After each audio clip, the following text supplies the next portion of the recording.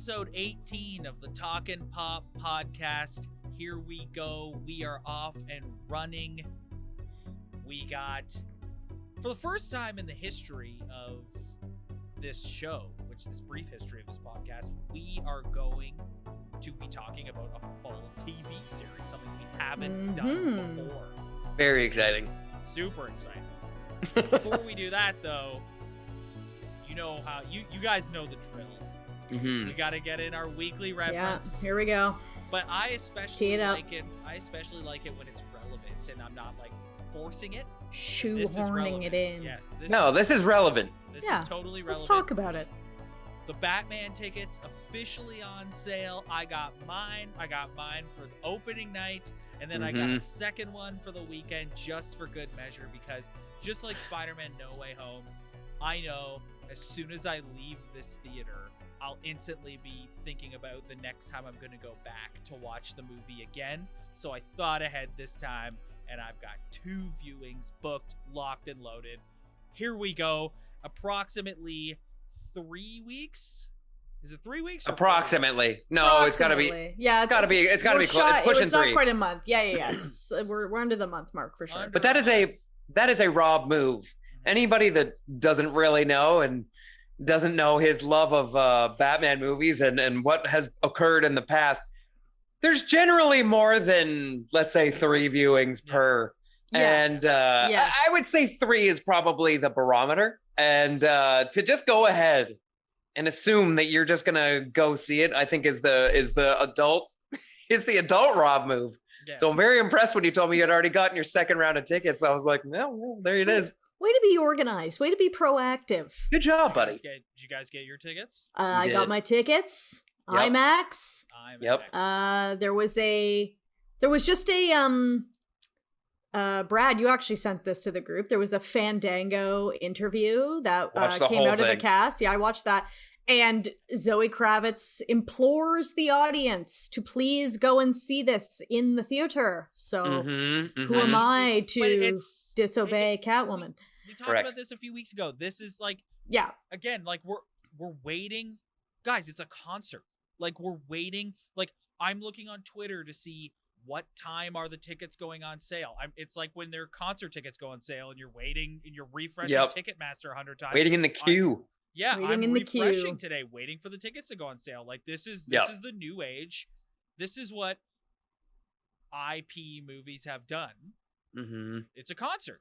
It's an event. Get your tickets. Yep. And listen, the one thing I was happy to hear, and I didn't even know this happened today, was they've essentially relieved the mask restrictions and what have you in New York, which is definitely a plus for anybody that likes going to the movies and doesn't want to wear a mask for 3 hours. And the numbers have been plummeting here. So it was one of the first things I thought when I heard the mask mandate was easing off, simply for the feeling that it's like, well, that means this is good for theaters. This is good for a lot of things. But for selfishly, this movie, I was like, nice, good. I'm glad that this is happening. So you're going to take off your mask and put on your cowl is what you're telling us. Okay. Correct.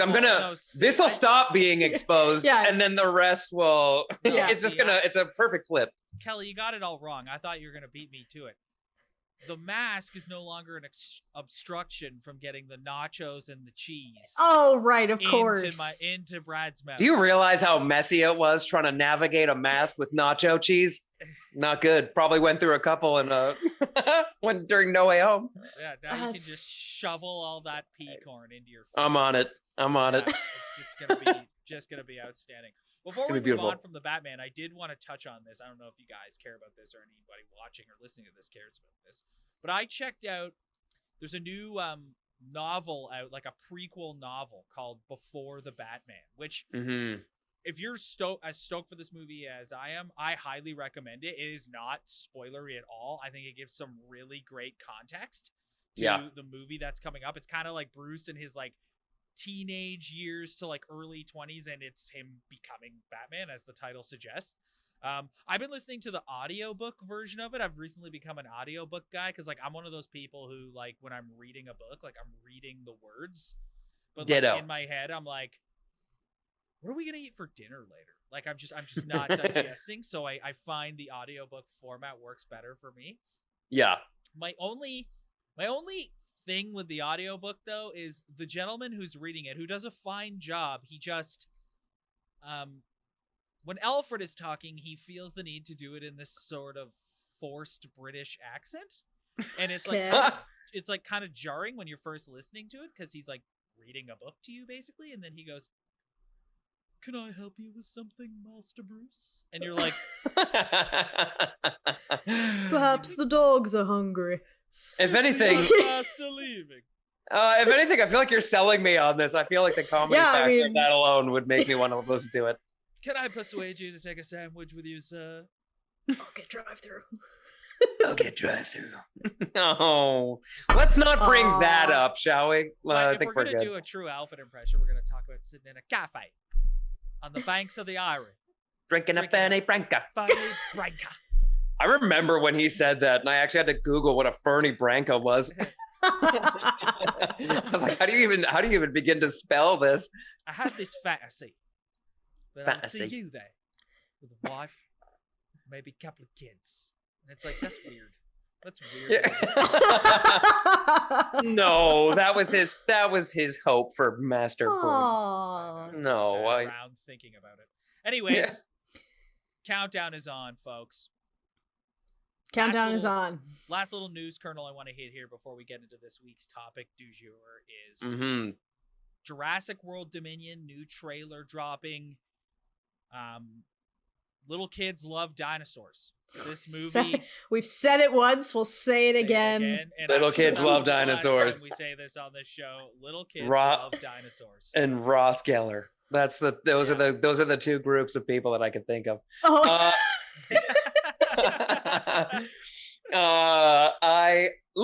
You know what? The second one was not good. The first one I thought had some good moments. It actually had me right up until like the Tyrannosaurus Rex essentially became like the hero figure of the whole movie somehow. That was very weird. And the dinosaurs like nodded at each other like, good work. And it was like, what was that? But listen, the second one I think left most people kind of flat. I can't remember one detail about that movie. Essentially the island was like blowing up and there was some new billionaire trying to like come and take the dinosaurs away or something. Right, sure. But then my fear for Dominion is like, based on what happened in the second one, is these movies are kind of going more the way of like the Transformers franchise went, where like over time we started sacrificing like interesting story for just cool robot fights. Cool stuff. Well, it's like we were saying earlier, like little kids love dinosaurs and like little kids love Transformers. And so the two franchises are really going the way where it feels like it's kind of just to sell toys, and it really is for the kids. So while I watch this trailer and I'm not necessarily, even with the original OG cast coming back, I'm not excited, but I kind of feel like I'm not the audience for this anymore. So I'm kind of here nor there about Jurassic World Dominion. It's true that the little kids that love dinosaurs don't care about compelling story. No, they truly don't. No, and like, listen, I very much like what we've talked about in the past, as far as like what gets butts in the seats at the theater nowadays, it does need to be a spectacle. And I do think that that's why, there's probably some sacrificing of, dialogue, like solid dialogue and solid character building and whatever. But that's actually why I was kind of excited to see that the OG cast, like you just said, Kelly, is coming back. Just because I do think that that's, again, that is the move. That's the move. Ghostbusters did it. Star Wars did it. It's all of these franchises where it's like, introduce the new one, but like there's gonna be some cool moments with the OG cast. But not only that, I also do feel like we've been alluding to the fact that the dinosaurs might come onto like the mainland since like the mid 90s when these movies originally came out, and they just haven't made it here. And so now it does look like, humankind is learning to adapt to the dinosaurs being fully back and in the real world, quote unquote. It's Chris Pratt, man. He can just Chris Pratt. They fucked up. Yeah. Him and Bryce Dallas Howard. Who perfect segue. There you go. Segue. There you go. He directed an episode of the Book of Boba Fett, the Mandalorian go. episode. As we move into our conversation, allow me to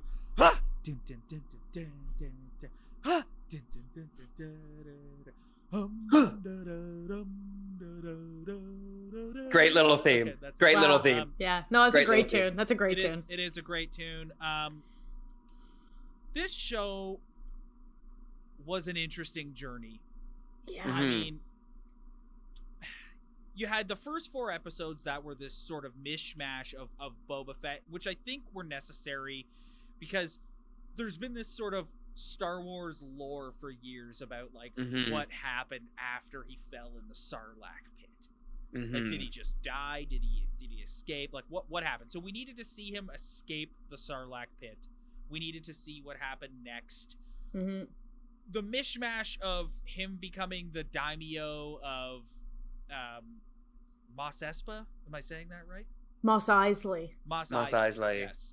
Oh, you're gonna get ripped now. Yeah. Oh, dude, Star Wars. Like, there's a lot of similar like words. So yeah. Give us a break, guys. There is no fan base that will come after you for something like that, quite like the Star Wars diehards. Like, yeah. 100%. So just 100%. give us a break, okay? So it's like kind of slow. We're kind of seeing him sort of like become integrated with the Tusken Raiders and a redemption story in that sense. And then like it was kind of intertwined, and it's just it was interesting, but it wasn't all that exciting. And then we get to episode 5, which is like a full-blown Mandalorian episode. Yeah. Then we get to episode 6, which many are calling one of, if not the greatest piece of live-action Star Wars content of all time. Then we have episode 7, which is the sort of culmination and this battle between Boba Fett and his allies against the Pike Syndicate, which I think had some really fun, like, nerdy fan moments. Yep. But big time. It's just holistically, this was a weird roller coaster ride of emotions watching. Yeah, these it 7 was. episodes. Yeah. Thoughts? Go ahead, Kelly. Yeah, it's funny because obviously they would have like written and shot this show before it like aired on Disney Plus, but the Mandalorian episodes came in kind of at the time in which it almost felt like they were responding to fan feedback, if that makes sense. Like, by episode 4, like, I was kind of thinking, like, where are we going with this? And, like, we haven't quite seen him, like, even if he's kind of becoming a little bit more, like, of this benevolent character, which, we'll talk a little bit about whether that was kind of a believable turn. I still wanted to see him be a badass and like have a couple cool action scenes and stuff. And by episode 4, like you were almost sort of as kind of a jarring right turn as it was to go to this Mandalorian episode. It felt like a jolt of energy because the show just really wasn't grabbing me up until that point. Some interesting ideas, some interesting, him getting to know the Sand People. What you're talking about, Kelly, is very like literal. Like that's literally what happened. It's like you sit down to watch episode 5, and I remember sitting down to watch that episode and go, okay, like where are we going? Like, where are we going? And then like Where's right off the back, you hear that, and you're like that Mandalorian theme, and you're like, oh, it's Mando, yes. And like arguably, like obviously we'll talk about episode 6 in a little bit, but also just like that opening scene of episode 5 where he goes in and he's like, I can bring you in cold. I was like, I want to see Boba threaten someone like this and have him like have this moment. So we'll get into the details, but I think if you're asking me for my overall thoughts, like I think if you are a diehard Boba Fett fan, you might feel let down by this show and the way that they treated that character.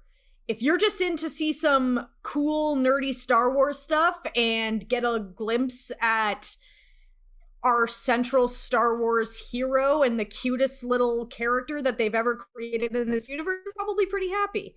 Over to you, Brad. Your thoughts.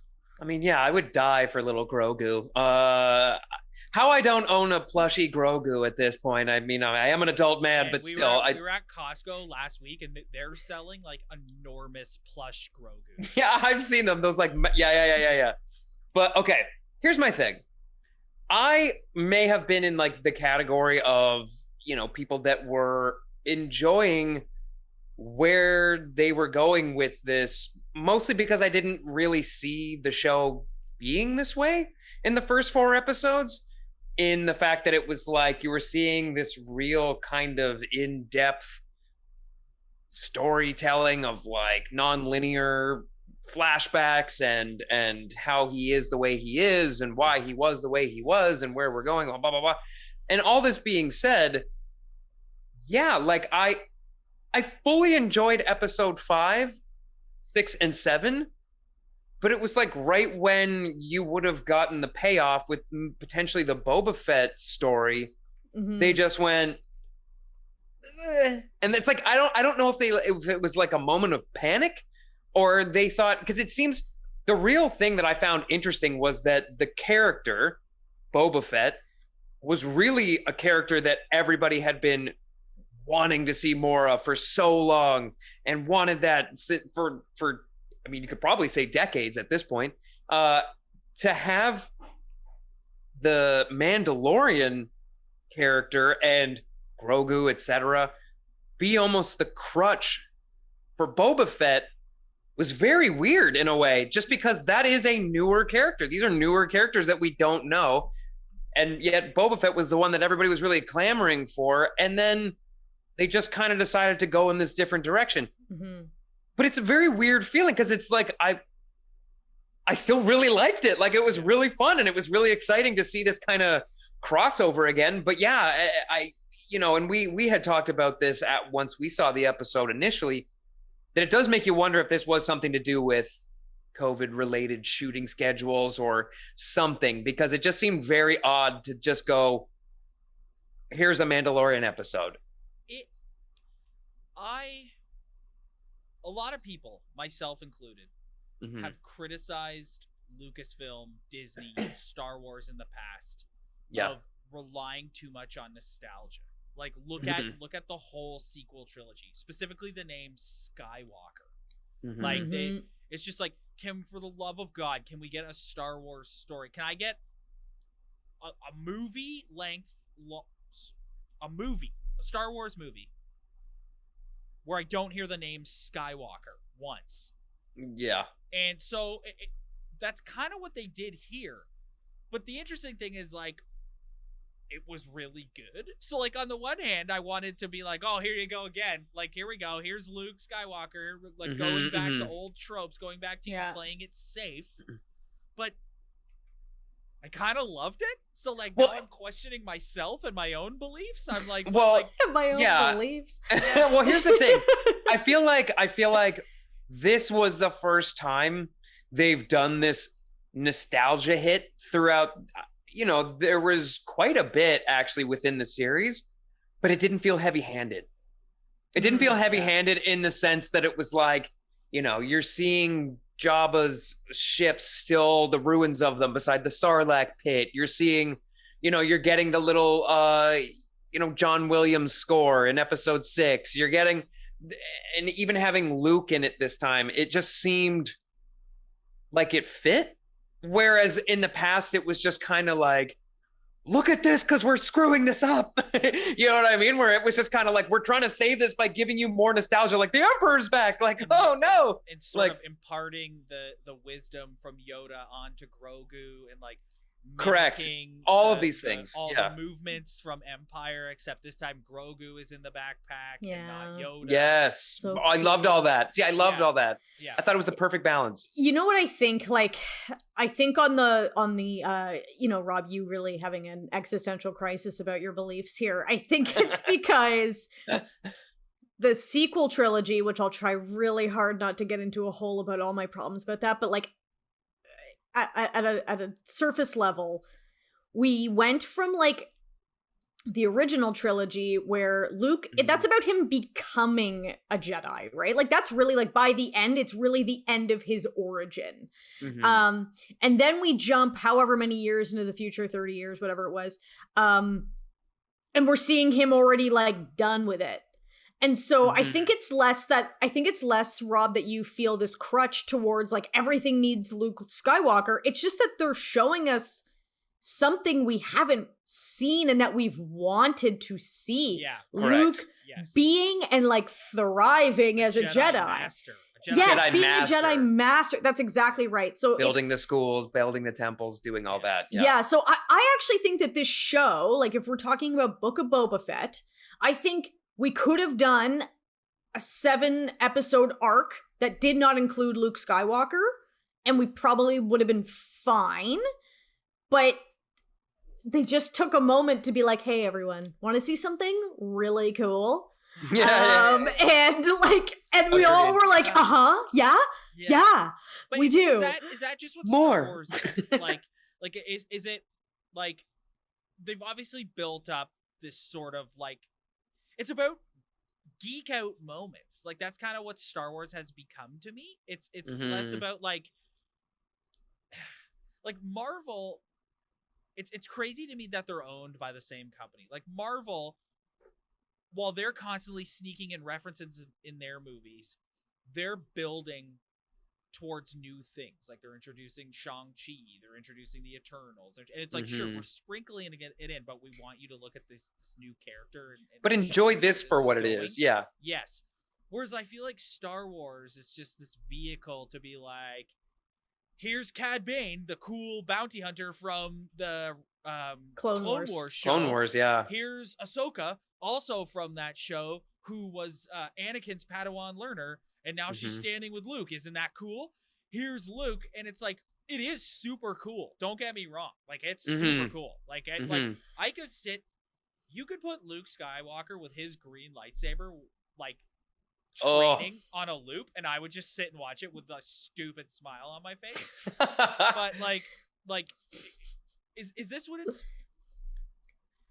this is what makes it so tough, because like I want to criticize them, because it's like you're telling the story about Boba Fett, and then you just, for all intents and purposes, abandon it halfway through. But what you insert is awesome. Pretty sick. Yeah, but it was great. Insert the Mandalorian. I, along with everyone else on this planet, will never complain about getting more Grogu. We're getting Luke. We're getting Ahsoka. We're getting Cad Bane. We're getting who else are we getting? I don't even know. Cobb Vanth, all these people. Vanth, yeah. So here's what I'll say. Whose name I can never remember. Chrysanthemum. Yeah. So here's what I'll say is, one, I think for some of this predicament that we're finding ourselves in, I think some of it, I'm gonna go back, is a little bit the sequel trilogy's fault, because now it feels like we're just filling in middle, as opposed to if we just picked up where we left off after Return of the Jedi, it would feel like this is all new. Yeah. It's endless possibilities. It's endless. Like we can explore and we can and it wouldn't feel like it was like, because we ultimately kind of know where this ends, I think, is where there's a bit of a problem, and why it feels a little funny compared to Marvel, where it's still so open-ended. That's a really good way of putting it. 100%. That's a good way of putting it. 100%. And that's a problem Star Wars has always had. Like, even if you go back to when they put out the prequel trilogy, like... True, yeah. We already knew. That, like, we know where it's going. I will take the prequel trilogy over the sequel trilogy 1,000%. any day of the week. But... And do you remember when we all thought that was like, oh man, they really missed the mark on those? And then Attack of the Clones was the butt of jokes forever, and then Last Jedi was just like, hold my beer. Yeah. We're just gonna cram this thing with special effects and hope that the audience just accepts this weird, non-explained information that we're just getting jammed down our throat. Yeah, no, And listen, I'll say this as well. I think of all of the, if you want to call it quote unquote new Star Wars stuff, I felt like this had a real feeling of Rogue One to me. And I was a massive fan of Rogue One. I thought it felt, even though it is what you were saying, Kelly, where it was, you know, filling in the blanks in the middle, it still felt like it had a freshness to it. It felt like you had these characters that you didn't know, this mission that you had heard referenced, but didn't know how it actually went down. And then you obviously, like, I'm not going to break the whole thing down, but then obviously then you get like the big hit of, you know, Darth and that whole fight in the tunnel or whatever you want to call it. And just to have, if we're talking about, Rob, you referenced best Star Wars moments of all time, like that's top 5. That's up there. Oh, for sure.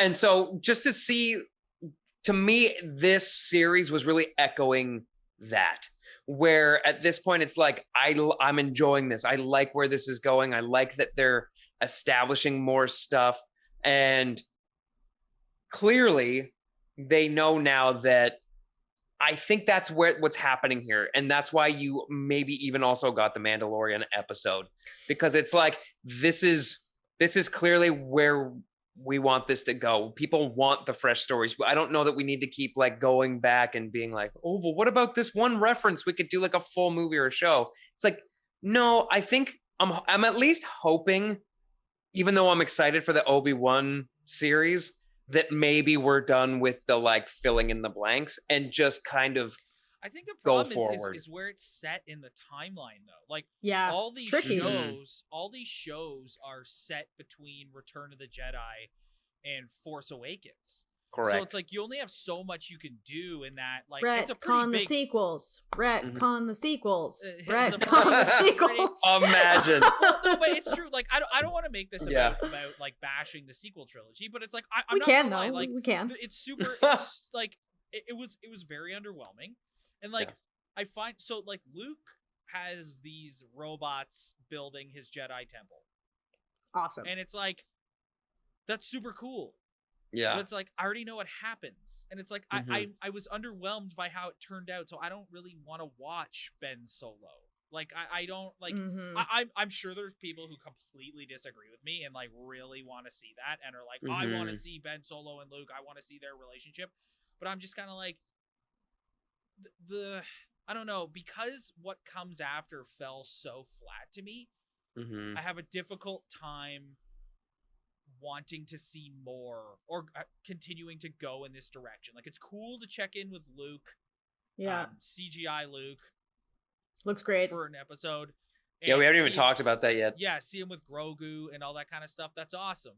But it's like, I guess I'm clamoring for new stories and because, but also again, like, Star Wars just makes my brain explode, because if you look at me and go, well, what new story would you like, Rob?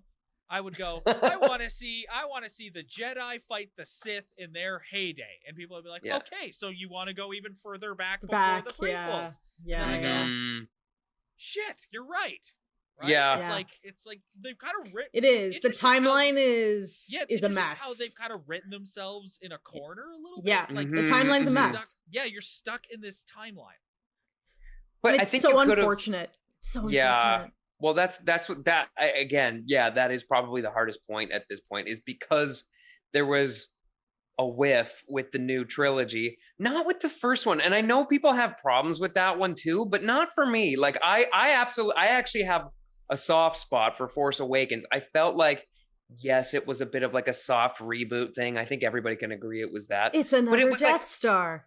It was another Death Star, and I think that's what everybody kind of laughed at. But by the same token, it was like, we got these new characters. We got Finn, we got Poe, we got, like, again, I'm not going to run through all the names, but it felt fun. It felt fresh, as far as like having fresh faces mixed with the old. It didn't feel like overly heavy-handed. It just seemed like, a new wave, a new whatever. Like, if Star Wars, the original trilogy, was World War I, this was almost supposed to be like World War II, and everything's just amplified. So I liked it from that standpoint, but then it just, the biggest problem, Force Awakens has one massive problem. What came after it? Yeah. Like, I know, but that's what I'm saying. I go and I watch that movie now, and Dude, I loved that movie when it came out. I know. You guys watch it. I loved that movie when it came out.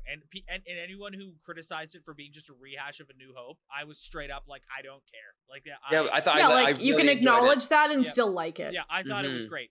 Now, if you want to put that on right now, I can't enjoy it as much because the tease is about like trying to find Luke Skywalker. It's like, you mean the weirdo who goes and gets the blue milk out of the teat and throws his never say teat again.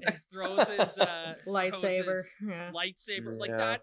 I can count on one hand the amount of times in a movie theater where I have just felt like a gut punch and been like, oh no.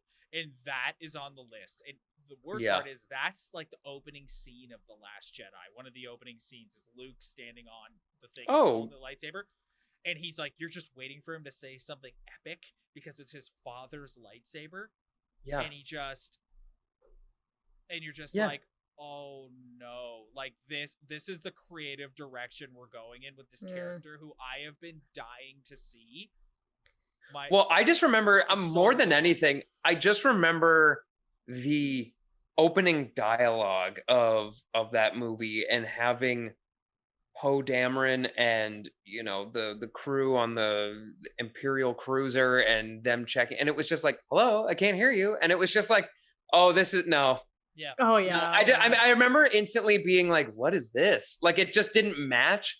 And normally, again, and this is where you can get into the crux of like, well, if you want new or you want whatever, then you have to be able to have flexibility to do these things.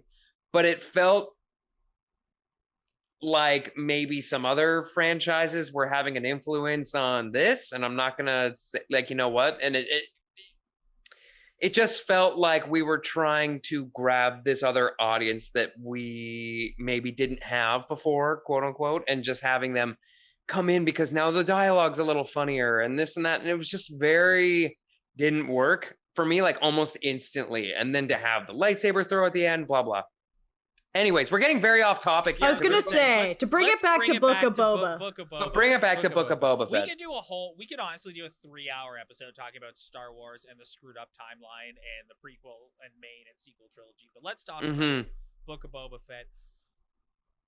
I know that you guys have expressed like some confusion with respect to like the characterization of Boba Fett and like how in the original trilogy he's this like badass bounty hunter. Yeah. Like he's like in Empire, he's standing right beside Vader. Yeah. When they freeze Han Solo in the carbonite. Yeah. Oh, they've encased him in carbonite. Han, quite well protected. Has Mando not replaced Boba Fett in that sense though? Like Mando big time. Is what you want Boba to be. Yeah, and I think that's part of the problem is that like you've introduced the Mandalorian. I think Dave Filoni, Jon Favreau have a much stronger understanding of the story that they want to tell there, right? Like you have this guy who, is so driven by like the Mandalorian tradition, but has also found this very unique father-son connection with our adorable little baby friend. And it's just such strong storytelling. Like the scene in the finale where like they're reunited. It's like, right in the feels. Right in the feels. Whereas I don't know what they were trying to say about Boba Fett other than like to sort of redeem him, I guess. Like he gets out of the Sarlacc pit. He is, imprisoned by the Sand People, sort of storytelling trope of, you befriend your captors, and then he sort of realizes, I guess, the like value of a tribe and the value of people, and I guess that ties back into the end when Cad Bane sort of says to him, "What's your angle?" And he's like, "These are my people." Like, so I think that's what they were trying to do. But then, like, like we've talked about ad nauseum and then went on a whole other side tangent. Like, but then you took a 2-episode break, and it just felt funny as well that we're on Disney Plus. So it's not like you have 22 minutes on primetime television where you got to get your ads in. Yeah. And so I thought, why are we doing 30-minute episodes? Make it 40. And if you want to go and do a little side mission with Grogu, great. But like, why don't we cut back to Boba Fett? Yeah, like episode 5, you don't see him at all. Exactly. No, they just completely abandoned the show. I'm like, why don't we cut back to him training the Rancor so that at the end it really feels triumphant that he comes marching in on the Rancor and saves the day. Like it was really I think yeah. Do you think if I can bring this, we literally just talked about how you're confined to a certain timeline given the period of time you are in. Mm-hmm. Do you think that Filoni and Favreau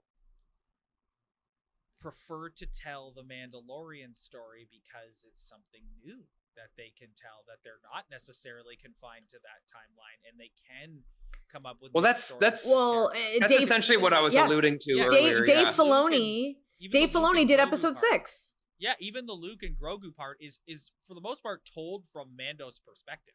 Like, he shows up and it's like, yes, we see Luke and Grogu together and it's really touching. But it's like, the point of it is Mando's there to give him his little shirt. His little shirt. His little American Girl doll size shirt. Oh. Yeah. His little armor shirt. The fact that he literally sees it under his little rag and goes, "You're wearing your shirt." And I was like, oh. I know. He is wearing it. I know. I also thought because you're his dad. It was just funny that it was also just funny to me. With that weird man who doesn't move his eyebrows. And he just wanted to. Doesn't really emote when he speaks, but it's fine because it looks awesome. It looks good. His facial expression whatsoever. But God has less of a mom bowl cut now.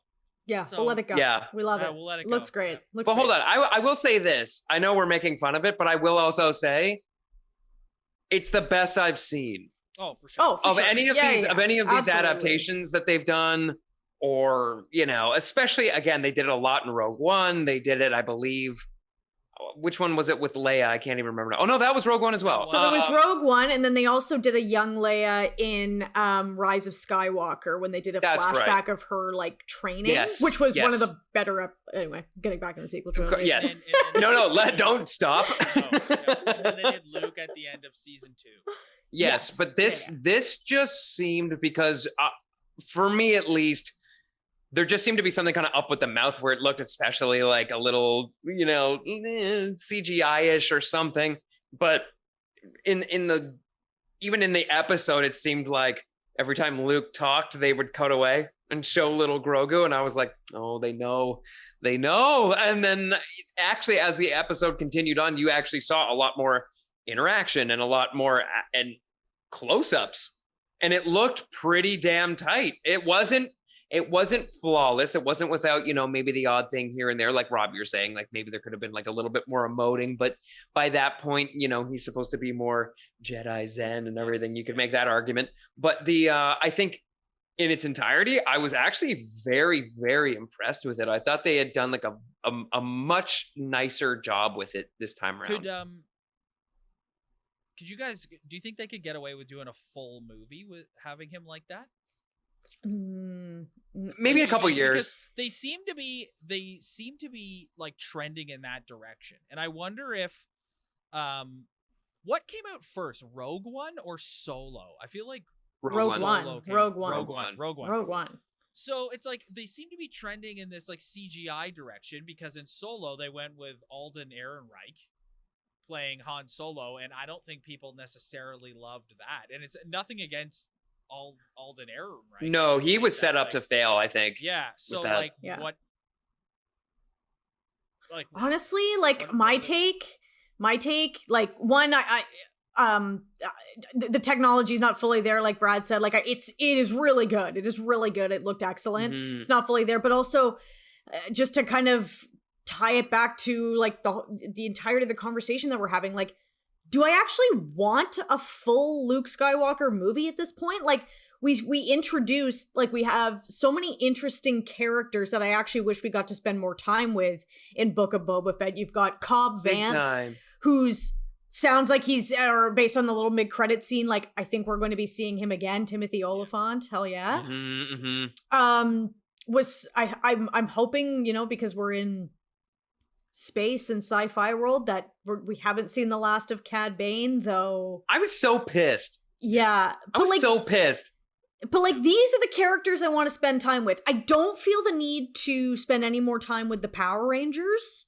The biker gang that comes in, that just, I don't know about you guys, but that felt so out of, like, it literally was like Western Star Wars aesthetic and like Beetleborgs. Do you know what it gave me? Hold on, I was gonna say Beetleborgs. That's a good bad Beetleborgs. 90s kids, here we go. Nerds. Okay, here's the thing.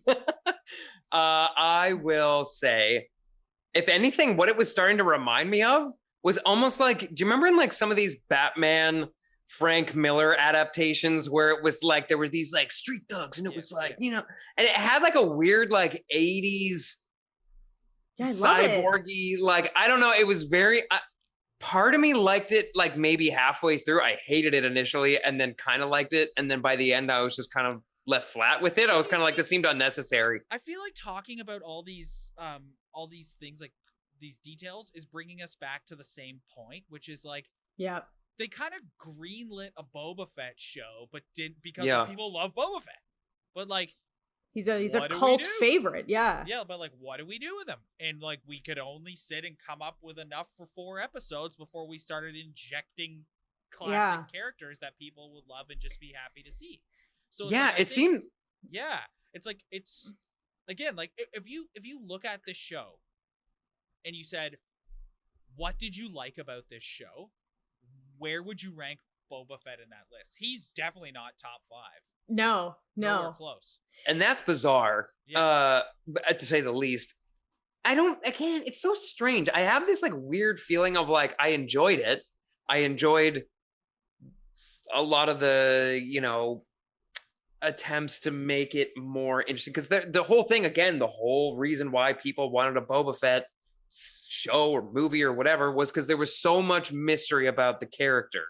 Because and he looks awesome. Like, and that was fascinating to know, like, even the backstory of the character was that it was just cool. And then all these kids saw him, or I mean, I'm sure adults at the time too, saw this character and was like, what's up with this guy? He's really cool looking. And then by Return of the Jedi, he fell into the Sarlacc pit and whatever. And there's been a bit of like a retcon with that through comics and this and whatever.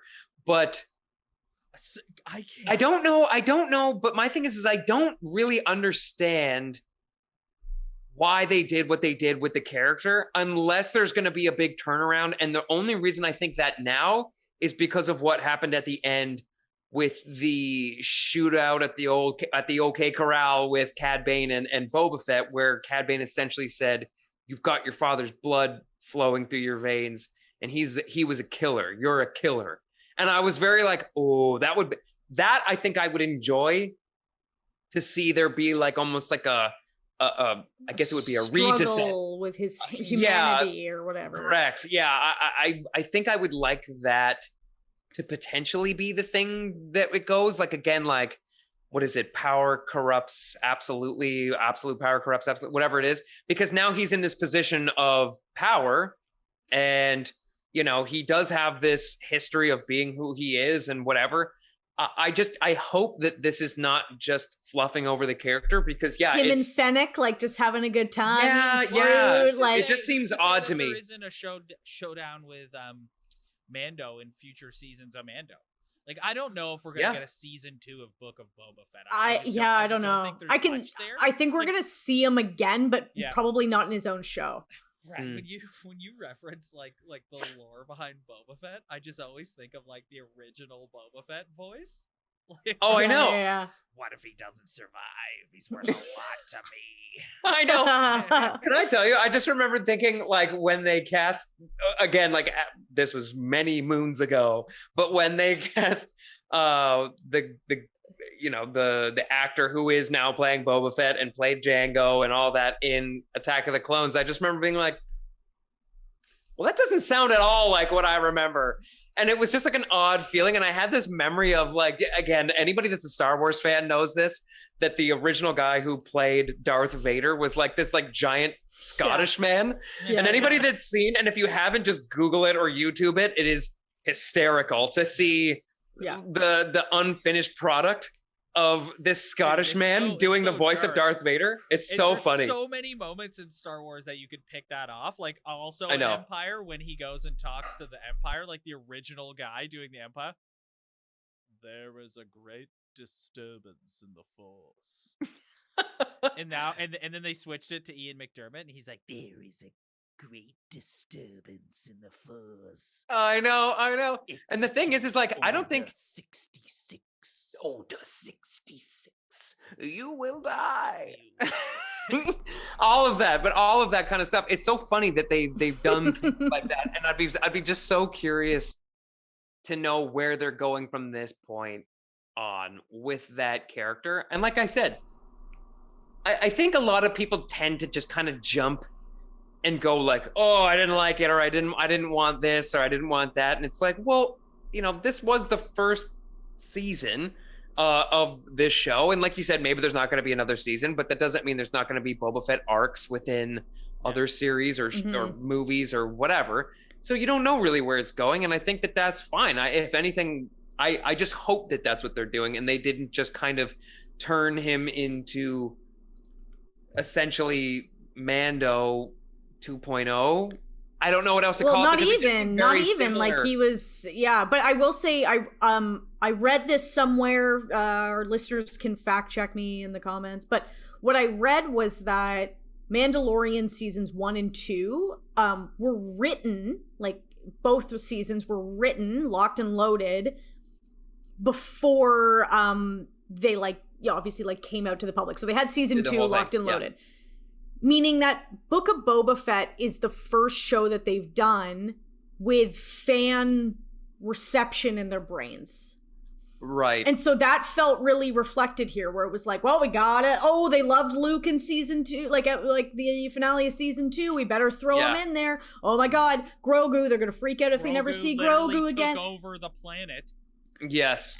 Yeah. And so it even really felt like that in the finale, Rob, when you were asking about like, who's your top 5, like, who are the people that you would have taken away as being your favorite characters? It's like, you've got, even though Boba comes in on the Rancor, you ultimately have Mando and Grogu like ending things in that battle by putting the Rancor to sleep. So precious. Grogu like cuddling up beside the Rancor. It's adorable. But like, you know what I mean? Like they close Grogu that battle. I know. Yeah. We gotta get jackets. So they close out that battle. Fennec is the one who goes and takes out the leader of the Pike Syndicate. Yeah. You do have Boba taking out Cad Bane, so there is that. But then even the very final shot of the show is Grogu and his papa flying around in their Naboo starfighter. And he's knocking on That was one of the best parts. It's fantastic, but like it is really telling that was the closing shot of Book of Boba Fett. Yeah. That it was pod racing. that should have been Grogu's first words. Yeah. Well, this is that's a good move. I literally like oh my God. I remember when they first kind of brought out the Starfighter and we're kind of like, this will be your new show. First of all, I was like, yes, that's so cool. That was such a cool, again, subtle reference. Even though it was like an obvious reference, it didn't feel like wildly shoehorned in or just kind of like, eh. It was kind of like, hey, we found this old thing. Like it lent Makes itself. Sense. They're on Tatooine. Like exactly. I actually thought it was very cool. But that being said too, as soon as I saw that little dome at the back where Grogu ends up sitting, I just remember thinking, he's gonna sit. That's his chair. That's where he's That is Grogu's chair, and if he's not in it, I'm gonna be fucking pissed. Yes. So I'm glad that little baby Grogu was tapping on the glass and wanting with his ball. To go fast. My God! What a baby Grogu wanted to go fast again. Yeah. Goddamn. Like, they can put Grogu in literally anything, and everyone will be like, "Oh." But here we are, guys. Here we are, guys. Full circle. We are proving why they did this. Because we're all saying like, "Oh, we would like Mando can do no wrong. We would die for Grogu." Like, that's why they were like, maybe we should just take a break mid-season and return people to the programming that they are truly enjoying and here for. So let's look ahead to the future. We've got Obi-Wan on the horizon, May 25th. Very exciting. Very exciting. Yeah, I'm super like, that's another one. Like, that show is just straight up. I'm so excited for. God, I'm listening to myself talk right now, and you're so right, Kelly. It's like you're a phony baloney. I am. You are. I'm full of shit. Yeah. It's more of a stream of consciousness than anything. Yeah, it's like I'm sitting here and I'm like, Lucasfilm relying on nostalgia, and then I'm like, what if we see Qui-Gon Jinn in the Obi-Wan show? Yeah, that's literally what I'm thinking. But but again, I think it's and Crimson Dawn, who I think is going to be the main. I know, like, Hayden Christensen is coming back as Vader, and I think he'll sort of be around in that show, and you'll see him. But I think the main villain, if I'm going to put a wager on it, I think one of the main villains will be Darth Maul and Crimson Dawn, and I think the finale will be Obi-Wan settling the score. Ooh, I mean, listen, but again, I think this is really. I think you know what I think is the most interesting point of like this entire conversation, because we've essentially played both sides of the coin, being like the nostalgia part, the new content part. It's about striking a balance. That's really what it boils down to. Yes. And where it's like good storytelling.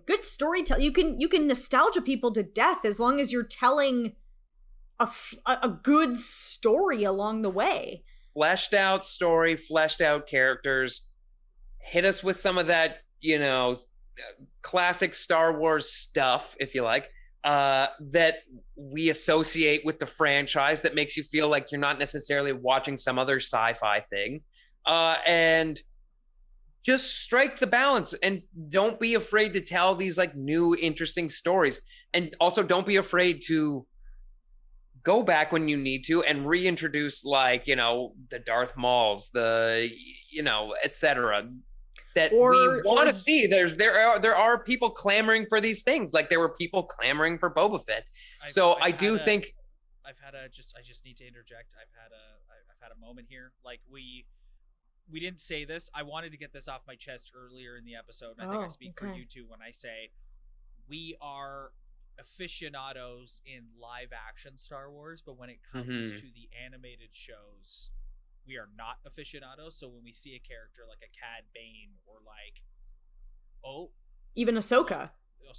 So I just predicted that Crimson Dawn would be the villain in Obi-Wan, but I am reading here that in Rebels, Obi-Wan actually kills Darth Maul. Yes, he does. Again. Yeah. I have I have a very high level understanding of that stuff, but it is Rebels is canon. You raise an interesting point, and Brad, you were kind of on that same trajectory. It's like you can bring in all these other characters, you can bring in stuff from the animation. Like, it's kind of proving that people are here for the ride, but just kind of keep telling good stories, because I think if we all sort of are on the same page about Book of Boba Fett, it's just they lost their way in the story a bit about their title character. So I don't foresee that with Obi-Wan. I don't foresee Obi-Wan not being the main character of that story. Like, you got Ewan McGregor there, like, he better get screen time. I do think one of the more interesting parts to kind of bring this to a head, as far as like, the finale was a fun watch. It was really exciting. There was lots of action. We saw some, good old fashioned Star Wars, shoot 'em up, all of it. It was a really fun ride to see it come to a head. But I actually found one of my favorite parts was having Grogu, who for all intents and purposes was a new character to us in the timeline and whatever, and having him interact with the character, if you like, of Luke, and sitting there and having this, dialogue with him and saying, you essentially need to make this choice. do you want to do this and become a Jedi and advance your powers and whatever, or go off with your dad? And I just think the moment where he pulled out the Yoda's lightsaber was an incredible moment in Star Wars lore and future Star Wars things, to just kind of strike that balance of, this is something that we all know, and this is a new interaction that we didn't know happened, where he went, this could be yours, but you can only pick one. I thought that was brilliant. I thought that was probably one of the more brilliant parts of the whole series. And I do think it's actually set up a lot of new things to come that maybe we're not aware of. And that's exactly what we were talking about. That was my biggest probably takeaway from the finale. I just worry about that in the context of like a Luke Skywalker, because we know where that story's headed. Like, you look at a show like Andor, for instance, with Diego Luna, and like we introduced to him in Rogue One. It's like you can tell an entirely new story with that character. Yeah. Like, we don't know much about him other than we saw, other than what we saw in Rogue One, right? So I see where you're going, Brad, and I agree with you, but I just worry that like they've kind of boxed themselves into a corner because like we know what happens. It's like, like with the Skywalker saga, like Lucasfilm is like, here's the first 5 chapters of the book, you know this. Here you also know the last 5 chapters of the book. But do you want to read the middle? And I'm kind of like, a little bit. Like if I like, sure, I'll read all the coolest parts, but like, if we know where it's going. But here's my thing, and this is why I think I'm centering around Grogu, is that the fact that there's clearly more to come with this character, because now he's going to have this kind of unchecked power. And so, there could be these things going on in the, quote unquote timeline of what we've already seen. But that doesn't mean that this wasn't going on over here and could actually be changing the directory of what we're going to get in the future beyond what we got with the new trilogy. Meaning, does, unfortunately, little baby Grogu turn into... No, don't. What are you doing? I'm just saying. I'm just saying. Brad, I will kick you off this podcast right now. Pump the brakes. He's a gentle soul. Cut it out. But no, I'm just...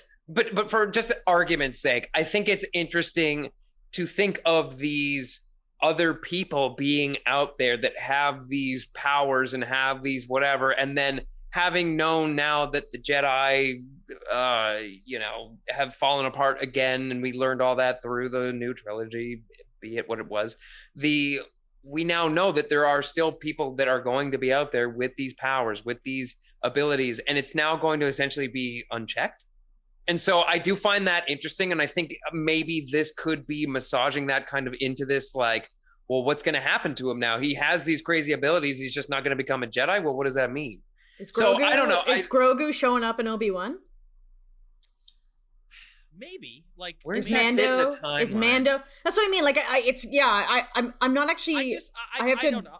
There's a political element to this, and like, no disrespect to the cast of the Book of Boba Fett, but like, you didn't bring Ewan McGregor back to say, hey, we're going to do a 7-episode show, but we're just going to completely abandon you in episode 5. Like, no. Oh, well, there's no way there's no way that would happen. I'm just more wondering if, maybe they're hanging out at the same goddamn bar. Fights. Give us some lightsaber fights. Yeah, for God's sake. Give me some lightsaber on lightsaber. Like, let's go.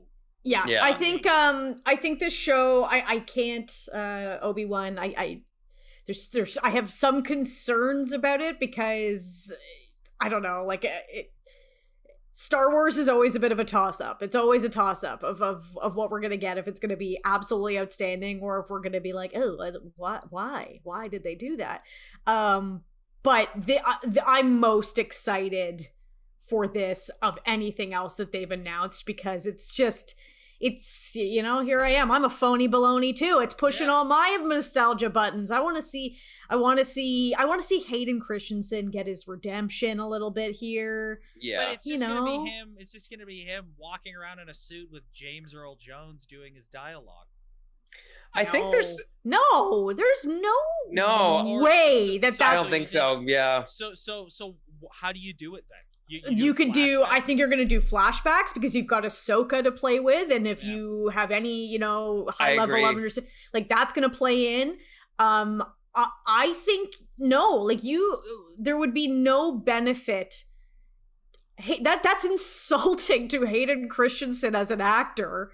No offense to Mr. Hayden Christensen, but he hasn't really done a whole. But why are you gonna pay his salary to stick him in a suit? Getting paid a huge salary. Oh, come on. He's a guy and they wouldn't be imagine they wouldn't be putting him in the marketing. Hold on. Listen, I don't disagree. I think you guys are right. I think we will get some. We're not going to go 7 or 8 episodes seeing just him in the Vader suit. However, with all due respect to Mr. Christensen, we haven't seen him in a while. They're not asking you to come back and play friggin' Jar Jar Binks here, okay? They're asking you to come back and put on the costume of the most iconic villain of all time. Even more iconic than this guy over my shoulder here. Seriously. So there's a podcast topic for a future day. Yeah, it's not like he's coming back to play a random. He's coming back to play the villain. So it's the bad guy. Yeah. So, no, but he doesn't have there's no Hayden Christensen alone doesn't have the physicality. Brad mentioned it earlier. You had a guy who was 7 feet walking around in that suit. So Hayden Christensen doesn't have the physicality to walk around as Darth Vader. You're bringing him back to do flashbacks for sure. So hold on. Are you saying that he won't be wearing the Vader? I don't. I think you're gonna get. I think you're gonna very much like what we're talking about here. I think it's gonna be more of striking a balance again. So you're gonna get into, you're gonna see him in the suit, very obviously. I think, but I think at this point. Not that we don't love Darth Vader. We don't love seeing him. And if you do, I don't want to talk to you. I just think we've seen it. We've done that. So what the more interesting thing, and just what Empire did, do you remember when you first saw the helmet getting lowered on his head? I was about to say, I would not be surprised if we see a scorched Hayden. You're gonna see a scorched Hayden. You're gonna see him for sure. Yeah. You're gonna see him going through the recovery, the survival, the torment. I think there's a lot of room here to play with. I actually think it would be not just an injustice to Hayden Christensen, but to the fan base not to kind of go. Again, very much like Boba Fett, where it was the mysterious part of it of what's going on over there? What was going on when he wasn't on the Death Star? What was going on when he wasn't having this, lightsaber fight with Obi-Wan or Luke or whatever? What was going on at these times? So I think it would actually be far, far more interesting to see kind of behind the scenes struggle. That's what it's. I would be shocked if they didn't. Let's put it that way. I was but the learner. Now I am the master. Very good. Yeah, I guess. Listen, maybe I'm coming at this from my own perspective. If they were like, Rob, we want you to play Darth Vader, but you can't put the suit on, and you can't walk around and force choke people. And they're going to. You can't get your own version of that scene at the end of Rogue One. I'd be like, well, I'm not doing it then. I mean, the other thing just to note is James Earl Jones is no spry chicken anymore. Yeah, but they can or spring chicken, excuse me. I was gonna say spry chicken. Spring chicken. But I don't know. A spry chicken. Trademark.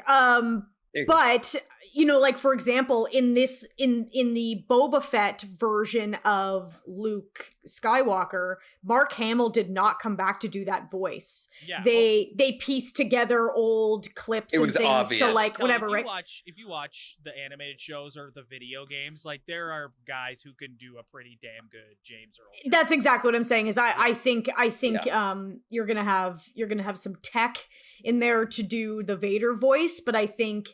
Yeah, you don't bring back Hayden Christensen and put him in the marketing to not have the emotion of those two characters being you guys are right. Face to face. You guys are right. He's not going to be strictly in the suit, but like you just want to see him force. Don't worry. There's no way There's no way that's not going to happen either. If anything, I think we're all going to win here, guys. Yeah, I was just going to say this is win-win. I'm feeling like a spry chicken about this show. Yeah. There you go. Kelly, hashtag spry chicken. We set out to review, I feel like we set out to review Book of Boba Fett, and like we kind of half did that, and we had a very holistic conversation about Star Wars. But listen, I think that that's kind of naturally where it went, and I think this kind of happens every single time a new piece of Star Wars content comes out. It's like, now what? It's a part of the universe. So it just kind of goes hand in hand. All right, well, I think we're gonna get out of here. So, but I want to keep talking about Grogu. Yeah, well, don't worry. I'm still going to be talking about Grogu again, and so the end of May it's a few months out. May 25th. Yeah, May 25th, which is the 45th anniversary of when A New Hope came out.